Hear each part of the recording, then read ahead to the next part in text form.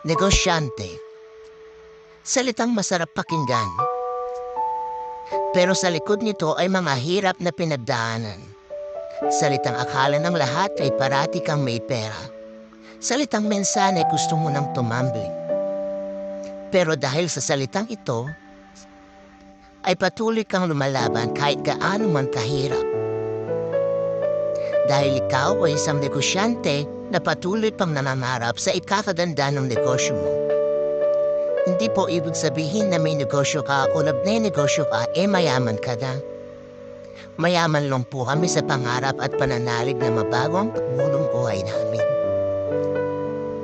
Kaya bago mo isipin na mayaman na ang isang negosyante, malamang hindi mo alam ang hirap at pagod na pinagdaanan niya.